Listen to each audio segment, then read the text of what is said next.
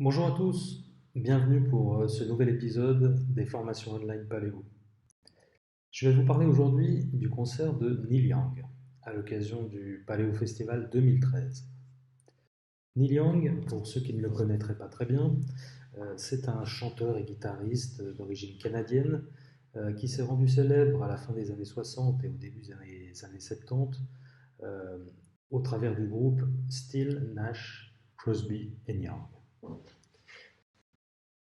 Il se prépare à venir au Paléo Festival accompagné de son groupe Crazy Horse, qui est son groupe historique.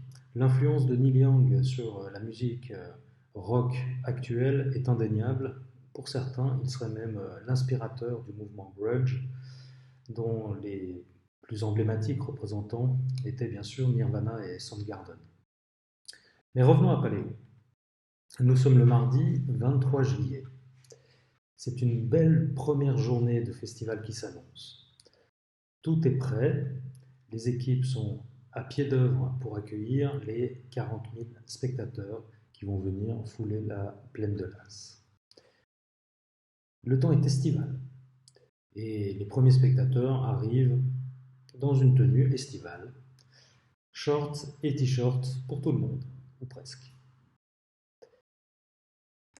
Effectivement, la journée s'annonce radieuse et cela nous est confirmé dès le début de la journée par les prévisions météorologiques reçues par Météo Suisse. Vous le voyez, les précipitations prévues sont inférieures à 1 mm. Le temps devrait être sec et le risque d'orage avec foudre seulement de 10%. Nous sommes en régime presque caniculaire avec des températures au-dessus de 32 degrés et même annoncées pour la fin de la semaine entre 34 et 36 degrés. Cette prévision nous est confirmée par le deuxième bulletin journalier reçu à 12 heures et qui décrit l'évolution de la situation aujourd'hui par un temps bien ensoleillé, avec un léger risque d'averse ou d'orage, mais qui devrait rester sur le Jura. Les précipitations prévues sont toujours inférieures à 1 mm et le risque d'orage avec foudre confirmé à 10%. Enfin, le troisième bulletin, reçu à 19 heures, nous décrit un temps bien ensoleillé avec quelques foyers orageux sur le Jura, un risque faible de débordement sur la région de Paléo, avec un risque d'orage en diminution dès le début de la nuit. Et les précipitations prévues par ce prévisionniste que nous décrirons d'optimiste étaient toujours inférieures à 1 mm, avec un risque d'orage de 10%. Dans les faits, les choses ne vont pas se passer tout à fait comme ça.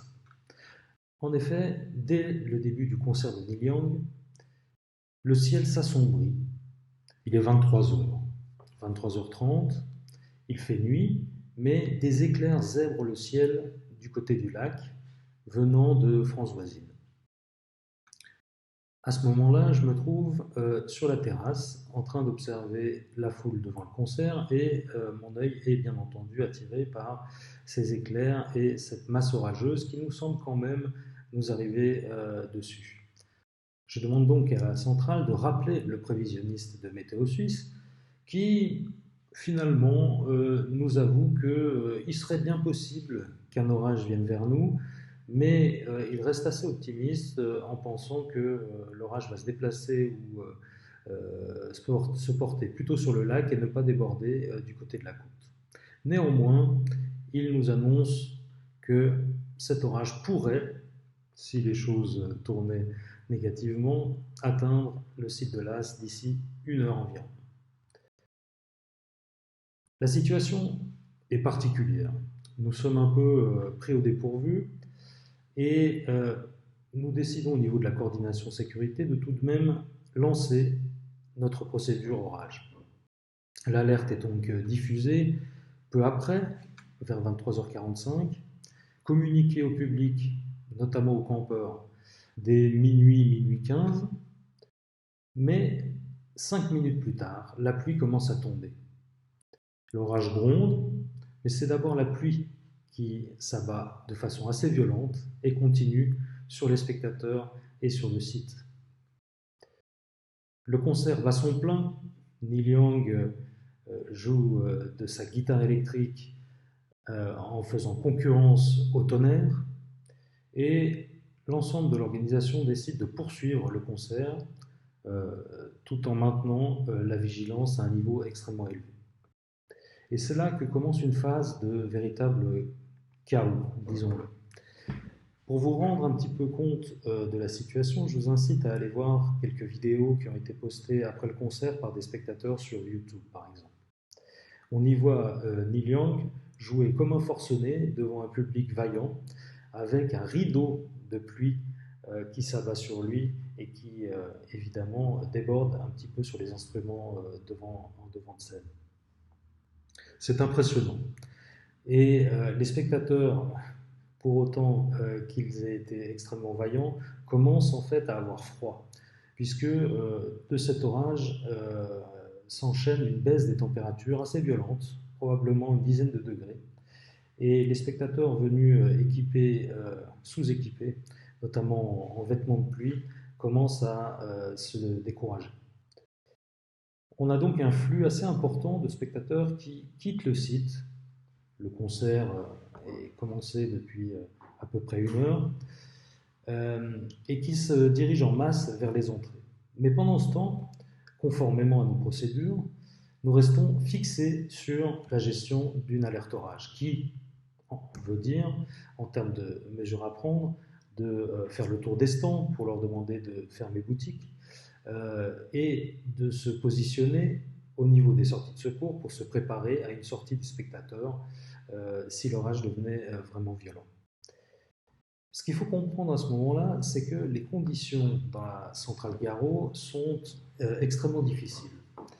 Les opérateurs sont assaillis de demandes. Les communications passent mal.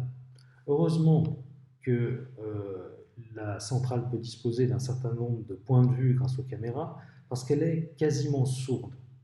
La pluie qui tombe perturbe les ondes radio et brouille un petit peu la communication entre les responsables sur le terrain et les personnes de la centrale. Il est par exemple extrêmement difficile d'avoir des quittances d'informations sur les mesures enclenchées, de savoir si oui ou non les stands ont tous été avertis, s'ils ont fermé effectivement et si les évacuations sont prêtes à accueillir un potentiel public. Certains sont même obligés à la centrale d'utiliser le bon vieux téléphone à fil pour essayer de communiquer avec le terrain.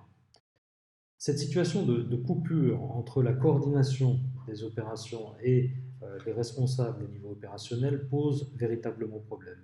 Et le principal problème est d'être en décalage entre l'application des procédures et la réalité de ce qui est en train de se passer, à savoir un départ massif d'une bonne partie des spectateurs. Pendant que nous étions en train de gérer une procédure d'évacuation, un bon nombre d'incidents se succèdent, les uns après les autres. Un arbre qui bloque le passage, le malaise d'un homme de 50 ans, une bagarre devant les garages de la rue, une crise d'épilepsie, des pannes électriques, éclairage pour la place, électrique pour les toilettes, ce qui amène la centrale a déclaré le passage du canal 1 en code rouge. Code rouge signifiant que les communications sont restreintes aux opérations en cours et aux urgences. La situation est telle que la question se pose de continuer la soirée et en particulier de lancer le concert de Gesaffelstein sur les Arches, prévu à minuit 30 et déjà en décalage. Un fait intéressant, dont nous n'aurons jamais les tenants et les aboutissants, les équipes du campus nous signalent qu'un pompier, en tenue, est venu leur ordonner d'évacuer le campus. Renseignements pris, la situation ne méritait pas une telle mesure, et nous n'avons jamais pu identifier qui était ce pompier et pourquoi il s'était interféré dans nos procédures. Les stands de la place commencent à fermer. Les spectateurs partent, la pluie tombe, l'ensemble du terrain commence à devenir extrêmement boueux. La demande des électros pour éliminer les entrées lors de la sortie du public, parce qu'une panne de réseau à plonger les entrées et qui est donc la sortie principale dans le noir, met du temps à être réparée. Et à partir de ce moment-là, la coordination sécurité bascule dans une situation véritablement de crise. Coupé du terrain en termes de communication, confronté à l'application de procédures en décalage avec la réalité, osons le dire, nous commençons à subir les événements plutôt qu'à les gérer. Ce qu'on nous décrit difficilement correspond à une sortie massive des spectateurs, à des parkings encombrés, surchargés de véhicules qui souhaitent quitter le site et qui commencent à patiner dans le terrain rendu boueux. Le plus grave se situe probablement au niveau de la gare d'Union Saint-Cergue, puisqu'on nous signale à 1h35 une panne du train. Ça semble incroyable à ce moment-là, mais le train, la locomotive du train a pris la foudre et le train, avec ses wagons, se trouve immobilisé avec 400 personnes à l'intérieur et probablement autant en train d'attendre sur le quai. La situation est véritablement chaotique et personne ne sait vraiment qu'est-ce qu'il convient de faire à ce moment-là. Les communications avec l'Union Saint-Cergue sont difficiles. Ils sont affairés à essayer de réparer la panne et pendant ce temps, les équipes disponibles sont envoyées pour essayer de gérer la foule des spectateurs sur le quai et de rassurer ceux qui sont à l'intérieur du train. Miracle ou pas, à 2h30, le train repart avec l'ensemble des passagers en sécurité. C'est un moment particulier où le temps semblait comme suspendu. Probablement ce qu'on peut appeler une véritable situation de crise. Pourquoi ? Parce que par rapport à la situation prévue et qui nous avait été annoncée tout au long de la journée par Météo Suisse, on s'est retrouvé avec une situation totalement différente, que nous avons dans un premier temps pensé pouvoir gérer avec nos procédures habituelles, notamment d'alerte orage. En réalité, ce que nous avons eu à gérer n'était pas une alerte orage, mais était bien des problèmes liés à un départ massif de l'ensemble ou presque des spectateurs présents sur le terrain. Juste pour l'anecdote, cette journée qui devait s'annoncer radieuse et sèche a été dans l'histoire des statistiques météo la 4e plus arrosée de l'histoire du poste de Changé. Qu'est-ce qu'une crise ? Bien, une crise, d'après Laurent Combalbert, auteur du Management des situations de crise, c'est une situation qui sort du cadre habituel des incidents connus, avec la nécessité de prendre en urgence des décisions stratégiques et d'organisation. Je vous assure que nous l'avons bien senti à ce moment-là. Comment arriver à prendre des décisions stratégiques, essayer de gérer une situation extrêmement changeante, imprévue, et avec des réactions rapides des spectateurs. Comment maintenir le lien avec le terrain, prendre les bonnes informations pour arriver à analyser la situation et apporter la réponse adéquate. La difficulté que nous avons vécue est extrêmement bien décrite dans la deuxième partie de la définition de Laurent Combalbert. Les enjeux apparaissent exorbitants, multiples et pour la plupart ne se révèlent qu'au fil du temps.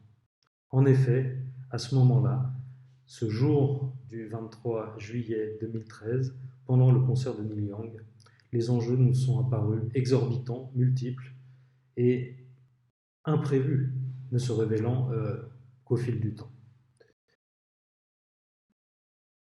Bien qu'ayant travaillé pendant des années sur nos procédures de gestion du risque météo, d'alerte orage, nous avons été surpris.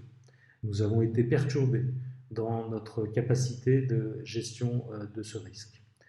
C'est extrêmement courant avec les situations météo de se retrouver en difficulté. Ce sont probablement les situations les plus difficiles à gérer en termes de coordination et de pilotage stratégique. Même si le festival n'a pas subi de dommages particuliers, et heureusement que l'ensemble des spectateurs a pu rester dans des conditions de sécurité optimales, Le camping a pu réouvrir suite à cette nuit très arrosée et les conséquences pour le déroulement de la suite de cette édition 2013 n'ont pas été négatives. Pour autant, cette situation nous a fait beaucoup réfléchir. Comme on dit, on a eu chaud.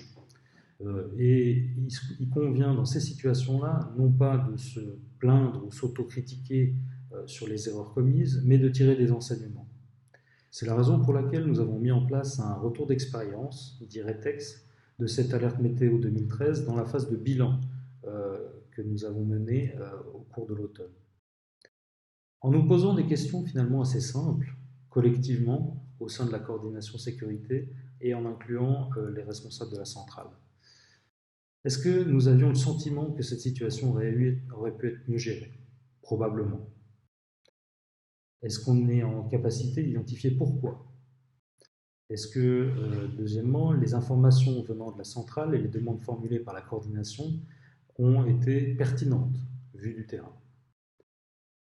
Est-ce que des responsables de secteur, et je pense en particulier ici à la sécurité de prévention, aux accès, à la sécurité intervention, est-ce que les responsables de ces équipes ont entrepris des actions à la demande de la coordination qui ne leur ont pas semblé nécessaires? Est-ce qu'il aurait fallu écouter plus le terrain et l'évolution réelle de la situation, malgré les difficultés que j'ai décrites de communication? Avec le recul, comment est-ce qu'on peut améliorer nos procédures de gestion d'urgence à la lumière de ce qui s'est passé ce mardi 23 juillet? En particulier sur les procédures météo. Comment arriver à mieux maîtriser le cours des choses dans une situation instable, changeante et qui peut déborder sur des conséquences imprévues? Est-ce que des mesures supplémentaires sont à apporter à la procédure? Ou est-ce que finalement il convient de se dire que les procédures donnent un cadre, un guide, et qu'il faut savoir aussi dans certaines situations lever le nez et improviser à partir de cette base documentaire. À titre personnel, vous pouvez réagir sur le forum de ces vidéos, mais quel bilan avez-vous fait pour ceux qui l'ont vécu de cette situation et des événements qui ont suivi? Pour votre secteur, pour l'organisation de la coordination de la sécurité, pour avancer et progresser ensemble, quel retour pouvez-vous faire sur cette expérience vécue? Ça m'intéresse d'avoir vos commentaires. En revenant sur cet exercice de RETEX, vous le voyez, nous avions défini une grille d'évaluation avec les actions entreprises que nous avons pu reconstituer grâce à la main courante et avons essayé d'évaluer quelle était la pertinence de ces actions au regard du résultat. C'est toujours difficile en situation de crise de savoir quelle sera l'issue, la fin, le résultat à la fin de l'histoire. Il est donc intéressant, quand on connaît le résultat, de donner un petit coup d'œil dans le rétroviseur et d'évaluer les mesures prises et de voir leur adéquation avec la situation. Un certain nombre d'enseignements ont pu être tirés de cette expérience, et c'est une chance. Le premier des enseignements, c'est que les prévisions météo ne donnent pas des certitudes. On peut discuter longtemps sur leur fiabilité, sur l'erreur humaine, sur le caractère plus ou moins optimiste du prévisionniste. À la fin du fin, ce n'est qu'une source d'information sur ce qui pourrait se passer. Une source d'information éclairée, bien sûr, et alimentée par des modèles, des savoirs en termes météorologiques, mais malheureusement, les prévisionnistes ne lisent pas dans le marc de café et ne peuvent pas prédire avec certitude le futur. Ce qu'il faut donc, c'est se préparer à être surpris, se préparer à l'imprévu. Et on touche là aux limites des procédures, puisque les procédures ont pour but, justement, de désigner des réponses automatiques pour des situations prévues. Mais lorsqu'on est dans l'imprévu, comment fait-on? Bien précisément, les procédures nous permettent de ne pas improviser tout le temps, mais dans certaines situations qui sont caractéristiques des situations de crise, il faut savoir improviser. Et c'est très difficile de coordonner les opérations, d'avoir une vision claire et stratégique à donner aux opérateurs sur le terrain dans un mode chaotique avec une situation imprévue et changeante. Un des derniers renseignements que nous avons pu tirer est relatif à la prise de décision. Comme vous le voyez sur ce schéma, plus le nombre de personnes réunies pour prendre la décision est important, plus on a une valeur supplémentaire au niveau de la qualité des résultats. Mais ce processus de discussion, d'identification des meilleures options prend du temps. Et en situation d'urgence, de crise, précisément du temps, on n'en a pas. Donc la tentation est grande de concentrer la prise de décision sur moins de personnes, voire même sur une seule personne, le décideur ou le chef.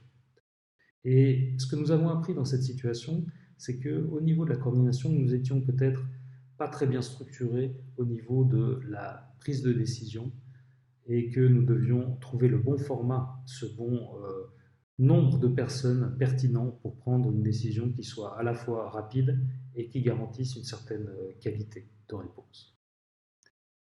Je vous remercie de votre attention. J'espère que vous avez apprécié de revivre ce moment marquant des dernières années.